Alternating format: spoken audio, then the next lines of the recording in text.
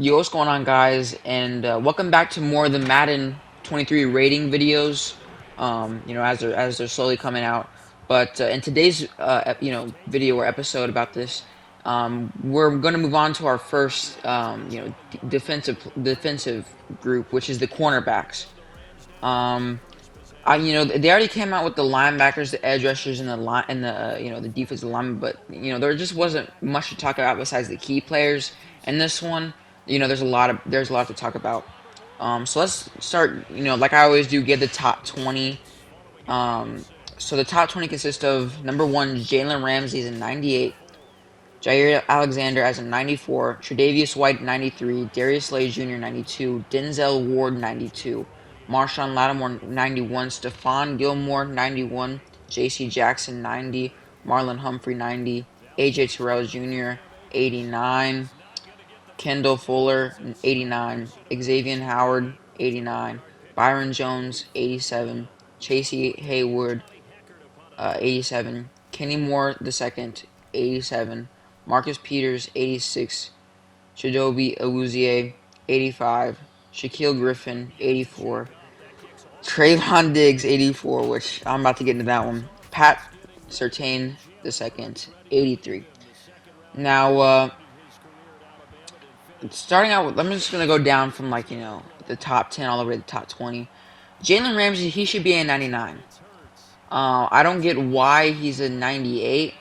It might be because he got absolutely cooked in the Super Bowl, which some of those plays weren't his fault. Like the face mask grabbing one. I don't know why he's not a 99. It really just beats me why he's not a 99. Maybe they don't want to like overpower the Rams too much, but I mean I just feel like that shouldn't be in their control. The Rams, they built that super team, they bought that super team. You should be able to buy that super team in Madden. He should definitely be a 99. Jair Alexander is a 94, this is like our probably largest our largest gap between a 99 and the next, or sorry, the highest overall player versus the next. A 98 versus a 94 as a second. I do agree with the Jair Alexander one. You got Tre'Davious White as a 93. I also agree with that one. Darius Slay Jr. 92. That is terrible. He should definitely not be a 92. He should be even lucky to be a 90. He just really wasn't that good on the Eagles this year. And Denzel Ward 92.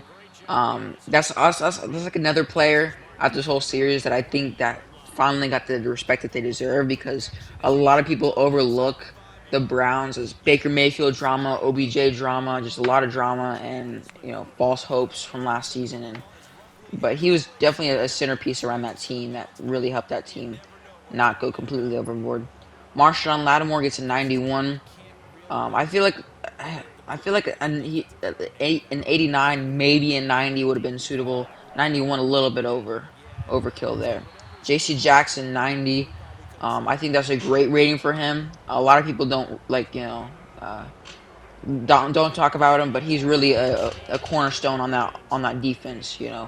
Who pairs really good. With that whole secondary. And then number nine, and then Marlon Humphrey also gets a 90. I feel like he might have been placed high, a little bit higher if he wouldn't have gotten injured, obviously.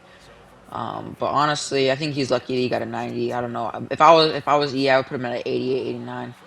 Um, AJ Terrell Jr. gets an 89. Honestly, good rating there.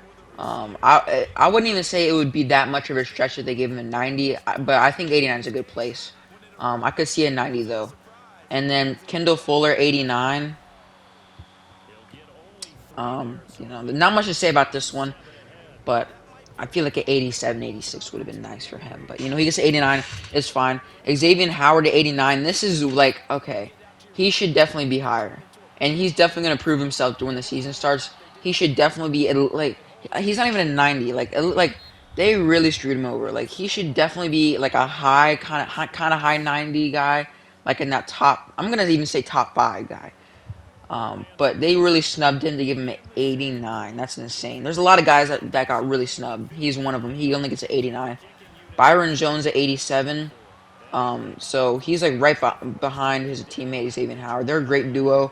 Um, you know, I wouldn't be too mad because I mean it's not like he's the only good like corner on that team, or that only good like known corner on that team.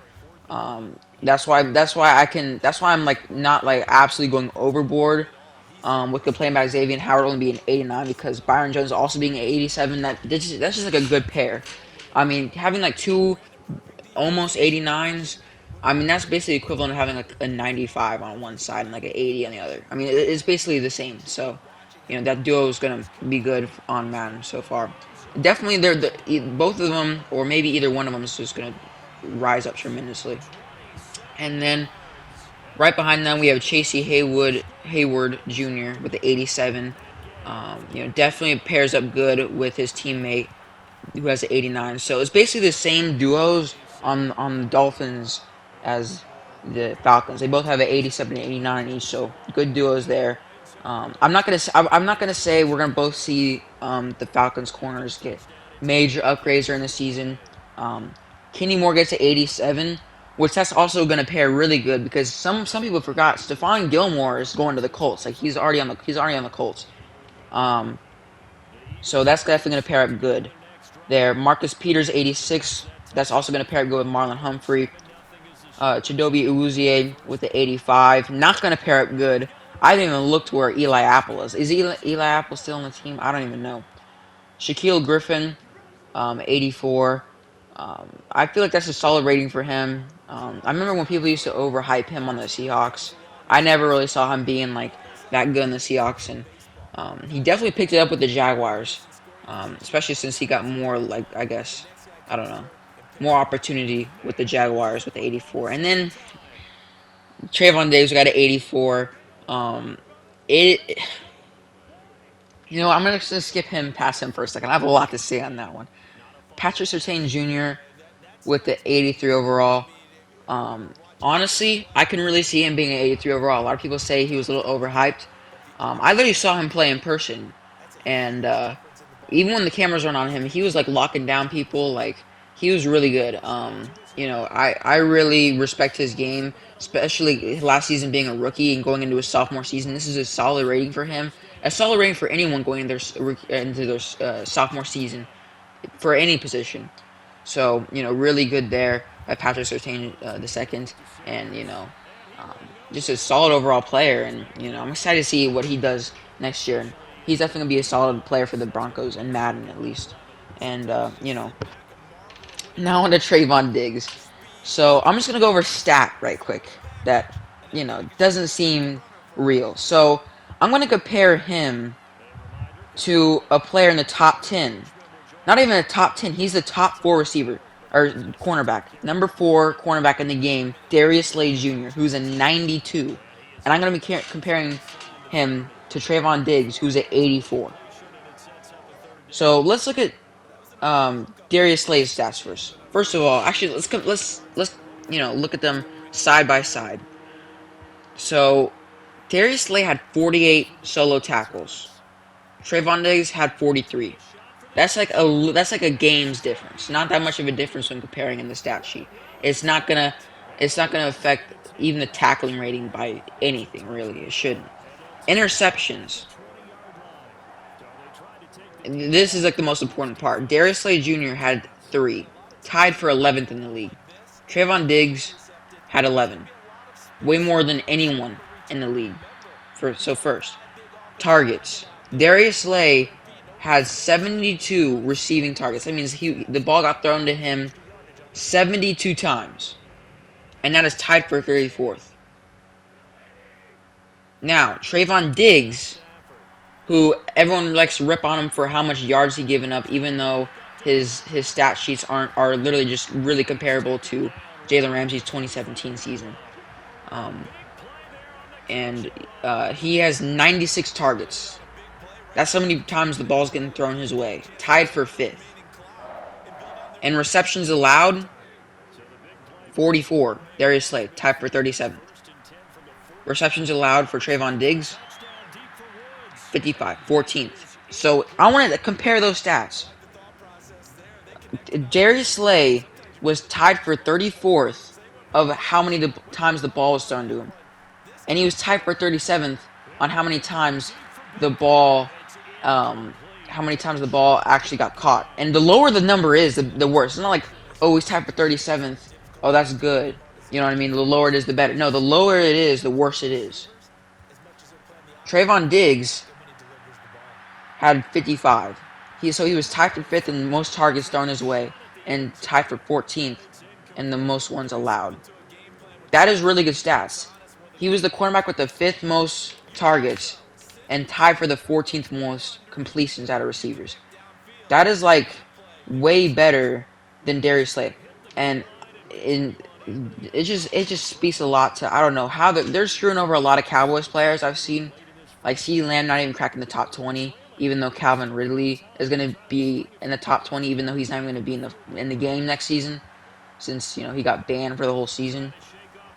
And there's tons of guys that are even rated over Trayvon Diggs, even in the 80s. Like Shaquille Griffin, he should not be on the. Shaquille Griffin and Trayvon Diggs are on the same overall. That is how is he on the same level as Shaquille Griffin? That is insane. That is impossible, bro. Xavier Howard, you're telling me that Xavier Howard is better than Trayvon Diggs? That is just blasphemy. That is insane. I mean, honestly, he should. I would say Trayvon Diggs should be either 93 or 94. He's on the same level as Jair Alexander and Tre'Davious White.